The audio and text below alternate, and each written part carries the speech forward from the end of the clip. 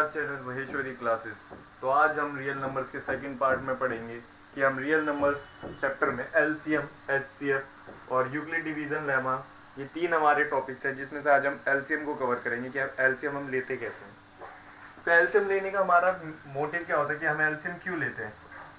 LCM लेने का LCM हम इसलिए लेते हैं ताकि हम दो नंबर्स के बीच में एक कॉमन फैक्टर निकाल पाए या एक कॉमन नंबर ऐसा फाइंड कर पाए दोनों नंबर के लिए एक रूल की तरह वैलिड हो। अगर मैं बोलता हूँ 4 और 6 हमने एक नंबर लिए, दो नंबर लिए, और मैं कहता हूँ कि इन दोनों नंबर का एलसीएम निकालो, तो मैं इन दोनों के बीच में एक ऐसा नंबर निकालना चाहता हूँ जो इस नंबर के लिए भी वैलिड हो और इस नंबर के लिए भी वैलिड हो। मेरा एलसीएम लेने का मेन मोटिव यही होगा। तो अगर कोई आपसे पूछे कि एलसीएम हम क्यों लेते हैं, तो एलसीएम लेने का आपका सिंपल सा मोटिव ये होता है कि आप दो नंबर के बीच में एक कॉमन फैक्टर निकालना चाहते हो जो उन दोनों नंबर के लिए वैलिड हो। अब आप देखते हैं कि एलसीएम हम लेते कैसे हैं। एलसीएम लेने के दो मेथड होते हैं। लास्ट में हम इसकी एक ट्रिक भी देखेंगे, पहले हम इसके जो मेथड्स है उनको देखते हैं। एलसीएम लेने का पहला मेथड है मेथड नंबर 1, जिसमें हम क्या करते हैं, दोनों नंबर के एलसीएम सेपरेटली लेंगे।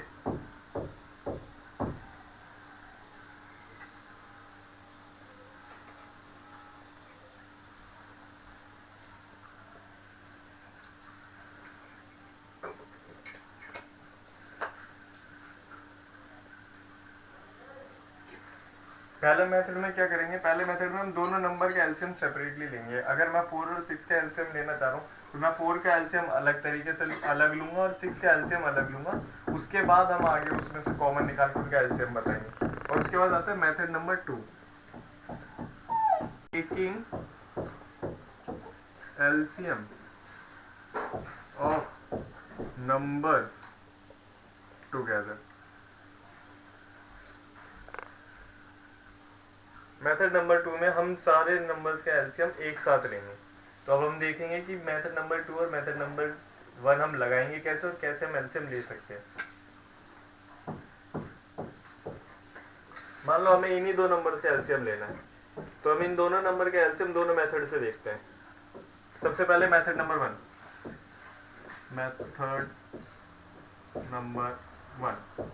इसमें क्या करना था, हमें 4 का एलसीएम अलग लेना था। एलसीएम ऑफ 4 निकालेंगे और एलसीएम ऑफ 6 निकालेंगे। पहले दोनों का अलग अलग एलसीएम निकालेंगे। अब हम देखते हैं एलसीएम हम लेते कैसे हैं। अगर हमें किसी भी नंबर का एलसीएम लेना होता है, मान लो हमें कोई भी नंबर ए का एलसीएम लेना है, तो इसको हम एलसीएम लेने का तरीका होता है, सबसे पहले आपको ऐसा सबसे छोटा नंबर देखना है जिससे आप इसे डिवाइड कर सको।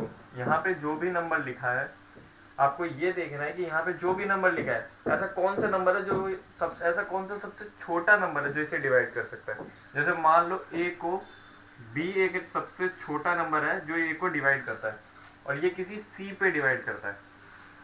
तो यहाँ पे क्या होना चाहिए, यहाँ पे कुछ इस टाइप का होना चाहिए कि जब आप b को मल्टीप्लाई करो c से तो वो a के इक्वल आना चाहिए, यानी कि इन दोनों का मल्टीप्लाई इसके इक्वल आना चाहिए।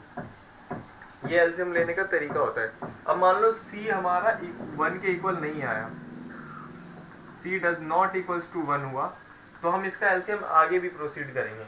अब हमारे लिए जो अगला नंबर है जिसको हमें एलसीएम लेना वो बन जाता है c। और फिर से c के लिए भी सेम कंडीशन, सबसे छोटा नंबर जो c को डिवाइड करता है हम वो देखेंगे।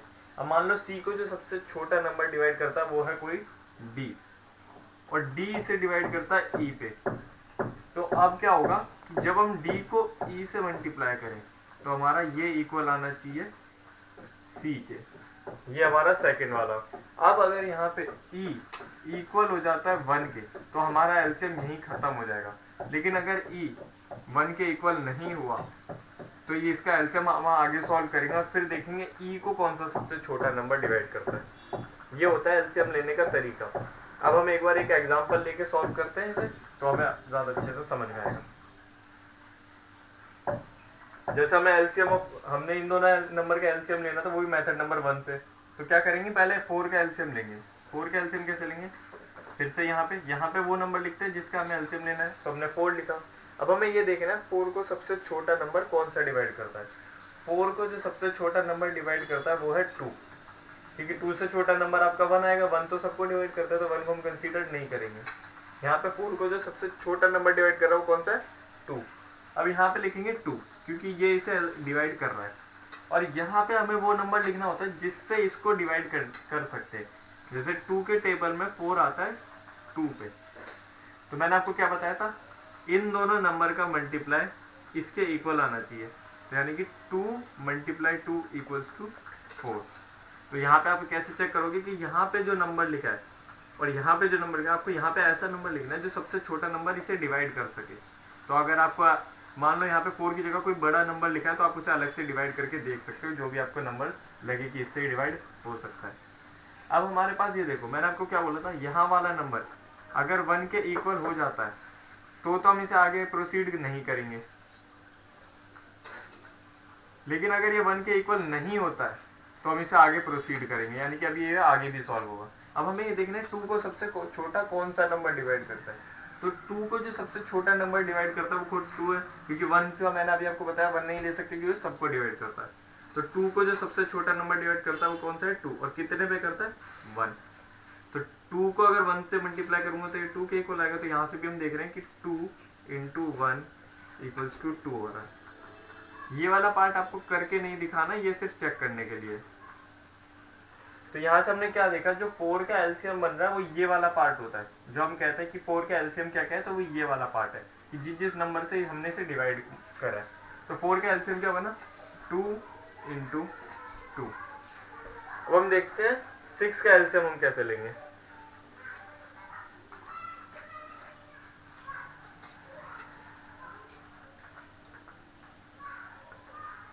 अब लेते हैं 6 का एलसीएम, तो यहाँ पे अब हम यहाँ पे क्या लिखेंगे, यहाँ पे वो नंबर लिखते हैं जिसका एलसीएम लेना है, तो यहाँ पे किसका एलसीएम लेना है, 6 का, तो 6 लिखा।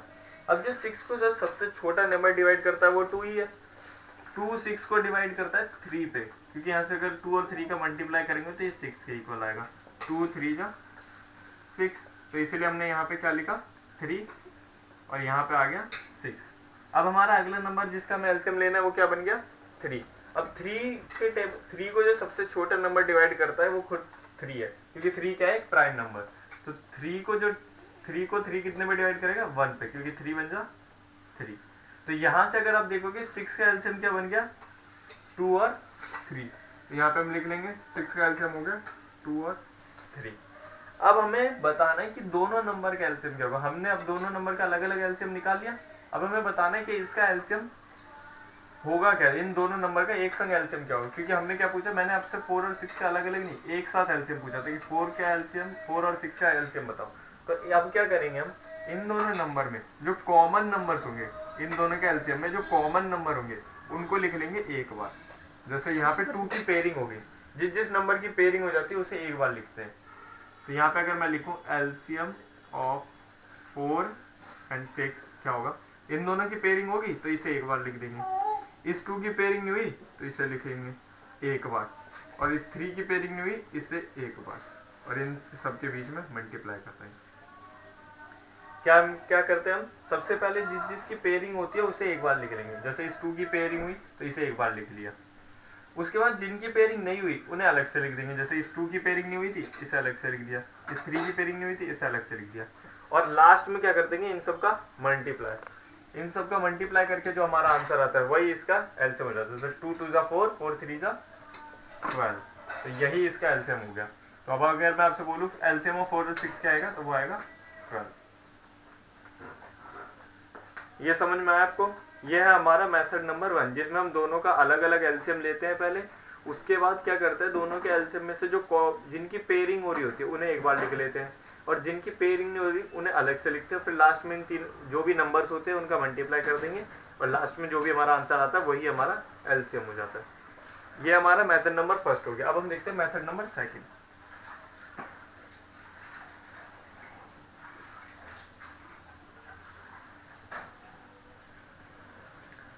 देखते हैं मेथड नंबर 2। मेथड नंबर 2 में मैंने आपको क्या बताया कि मेथड नंबर 2 में हम क्या करेंगे, दोनों नंबर का एलसीएम लेंगे एक साथ, यानी कि एलसीएम और 4 6 कैसे आएगा, टुगेदर। हम टुगेदर एलसीएम कैसे लेते हैं वो देखते हैं। टुगेदर एलसीएम लेने का भी तरीका सेम है कि पहले आप क्या करोगे, ये बनाओगे और इसके अंदर यहाँ पे वो नंबर लिखोगे जिनका मैं एलसीएम लेना है। जैसे यहाँ मैंने लिख दिया 4 और 6 क्योंकि मुझे इनका एलसीएम लेना था। अब 4 और 6 का अगर हमें एलसीएम लेना है तो फिर से हम वही चीज देखेंगे कि क्या ऐसा कोई नंबर है जो इन दोनों को एक संग डिवाइड कर रहा हो। अगर ऐसा नंबर आपको मिल जाता है तो सबसे पहले हम उससे डिवाइड करेंगे। अगर ऐसा नंबर नहीं मिलता है तो हम वो नंबर लेंगे जो छोटे वाले को पहले डिवाइड कर रहा हो, जो भी इन दोनों में छोटा नंबर है उसको पहले डिवाइड कर रहा हो। अब अगर हम देखें 4 और 6 को एक ऐसा नंबर जो दोनों को डिवाइड कर रहा है वो है 2। 2 4 और 6 को दोनों को डिवाइड करता है और वो सबसे छोटा नंबर भी है। 2 क्या है, हमारा सबसे छोटा नंबर भी है, तो यहाँ पे मैं 2 लिख दूंगा। अब 2 4 को कितने पे डिवाइड करता है, 2 पे, और 2 6 को कितने पे डिवाइड करता है, 3 पे। तो यहाँ से हमने देखा था 2 ने 4 और 6 दोनों को डिवाइड कर दिया, और 4 को कितने पे किया, 2 पे, 6 को कितने पे किया, 3 पे। अब हमें अगला नंबर क्या बन गया जिसका मैं एलसीएम लेना, वो है 2 और 3। अब अगर आप देखोगे 2 और 3 दोनों ही प्राइम नंबर है, तो यानी कि ये दोनों किसी और के टेबल में आ ही नहीं सकते, तो इन दोनों को आपस में अपना ही टेबल डिवाइड करेगा। तो इस कंडीशन में हम क्या करते हैं, जो छोटे वाला नंबर होता है उसको पहले डिवाइड करते हैं और जो बड़े वाला नंबर होता है उसको बाद में। तो यहाँ पे छोटा नंबर कौन सा है, 2, तो 2 को 2 कितने पे डिवाइड करेगा, 1 पे, और जो डिवाइड नहीं होगा उसको ऐसे का ऐसे ही लिख देंगे। तो यहाँ से हमने क्या देखा, जब दो नंबर आपस में, दो नंबर को कोई एक नंबर डिवाइड नहीं कर रहा होता तो हम छोटे वाले को पहले डिवाइड कर देते हैं जिससे भी वो डिवाइड हो रहा हो। यहाँ पे 2 डिवाइड हो गया 2 से, 2 1 जा 2। अब यहाँ पे हमारे पास क्या बचा, 3। अब 3 को कौन सा सबसे छोटा नंबर डिवाइड करता है, वो है 3। 3 को 3 कितने पे डिवाइड करता है, 1 पे। तो यहाँ पे आप लास्ट में देख रहे हो हमारा 1 आ गया, तो हम इससे आगे सॉल्व नहीं करेंगे। तो एलसीएम ऑफ 4 और 6 क्या आ गया, 2 इंटू 2 इंटू 6, 2 इंटू 2 इंटू 3। तो यहां से हम देखेंगे 4 और 6 का एलसीएम क्या आ जाएगा, 12। तो ये हमारे मेथड नंबर 2 से भी हमारा एलसीएम बिल्कुल सेम आया। तो यहाँ हम देख रहे हैं कि जो हमारा मेथड नंबर 2 है उससे भी हमारा एलसीएम सेम ही आया, बल्कि ये मेथड हमारे लिए शॉर्ट पड़ता है क्योंकि इसमें हम सबका एलसीएम एक संग ले लेते हैं, तो हमें ज्यादा अलग अलग निकालने की जरूरत नहीं पड़ती। तो अब आपको जो भी मेथड आसान लगे आप उससे सॉल्व कर सकते हो। अब हम एक बार इसकी ट्रिक देखते हैं। क्या एलसीएम हम ऐसे तो निकाल ही सकते हैं, लेकिन अगर हमारे पास कोई ट्रिक हो तो उससे हम जल्दी निकाल सकते हैं और हमारा टाइम भी बचेगा।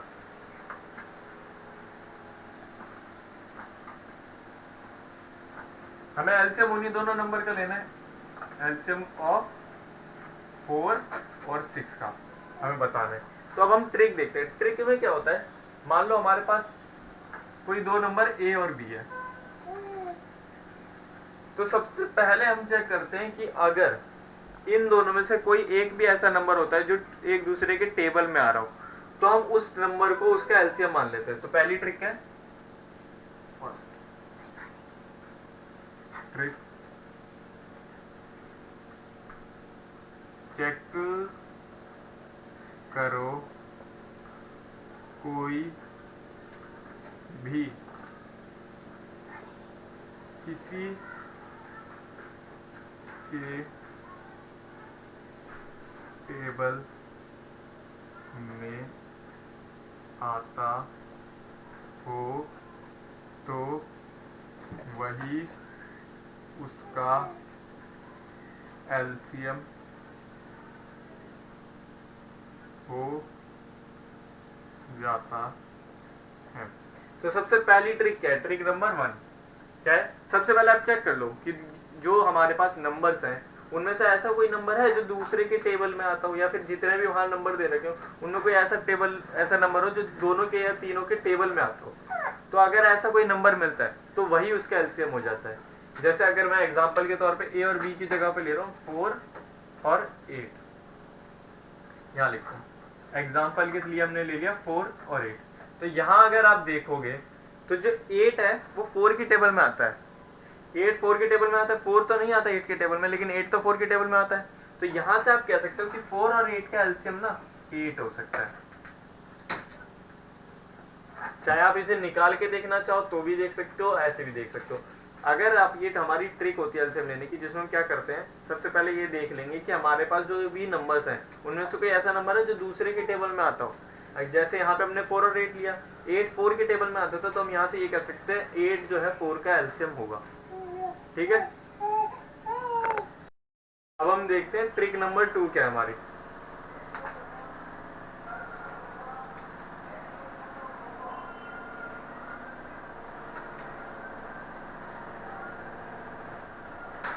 सेकंड ट्रिक हमारी किस लिए, मान लो अब इन दोनों में से कोई भी नंबर किसी के टेबल में नहीं आता, तो हम क्या करें।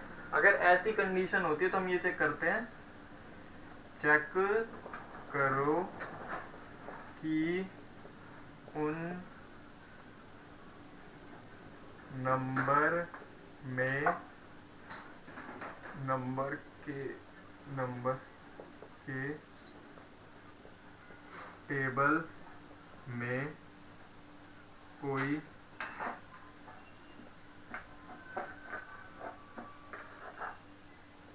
कॉमन नंबर हो तो वही एलसीएम होगा।